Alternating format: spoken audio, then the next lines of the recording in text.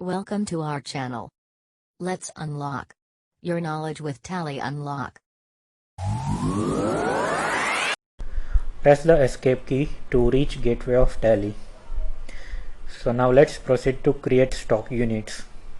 Select the option inventory info and press enter. And select units of measure and press enter. And select create and press enter. The unit creation screen will appear. Now let's create a unit called pieces. So in the field symbol you need to provide a short name for your unit. So for pieces we can use the letters P, C and S and press enter and provide a formal name which is basically a full name for your unit and press enter. The field unit quantity code is GST related information.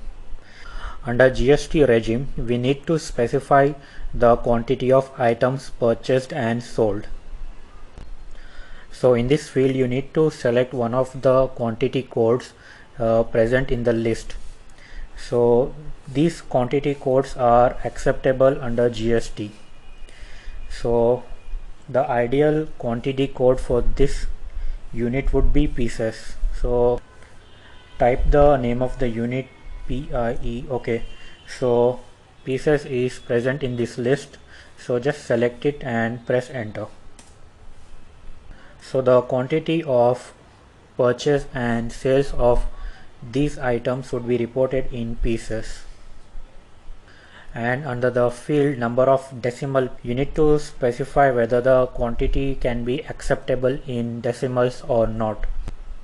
So if your product requires to be sold in fractions, then you can specify the number of decimal places over here.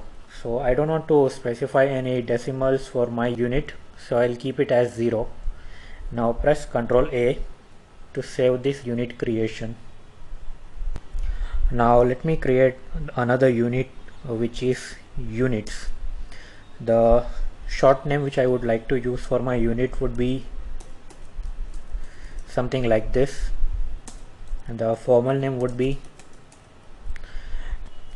and the appropriate unit quantity code to be reported under GST would be units.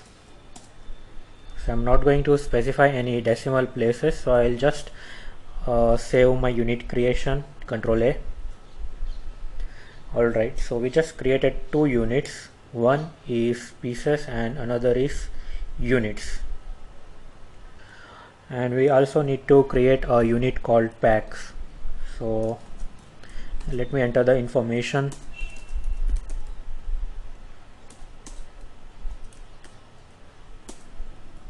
And save the unit creation.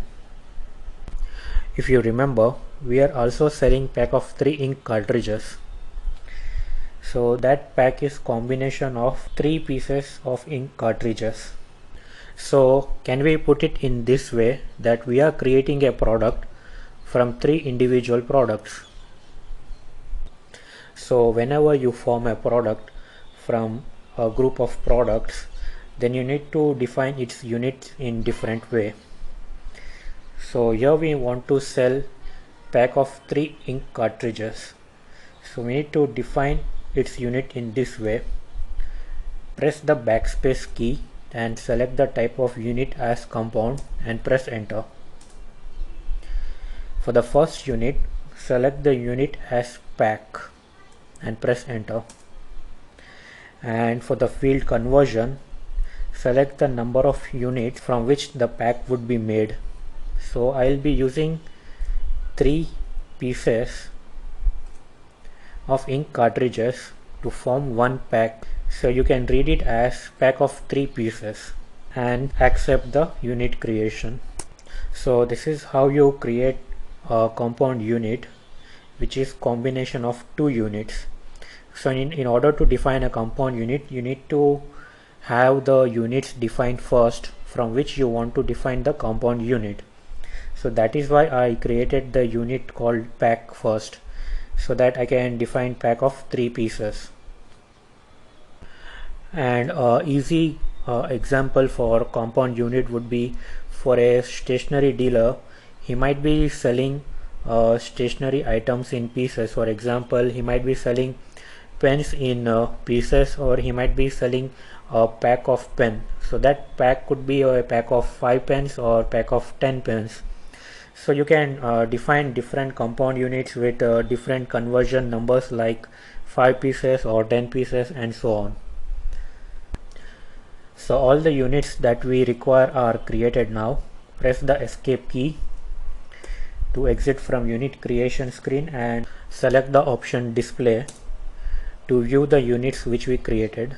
So you can see that the individual units, pieces, pack and units itself are present, and there is one compound unit which is pack of 3 pieces which we created. Now at this point we can define stock items like Lenovo IdeaPad or Dell XPS, or any printers like HP DeskJet printer and so on. But the point is that we cannot query your products like how many i5 laptops are available, or how many total printers are available, or how many laptops are available. So in order to take advantage of such queries, we need to define groups and categories of your products. So before defining your products, we need to create its group and its categories. So what are groups and what are categories? Let me explain. Thank you for watching. And please like and subscribe our channel.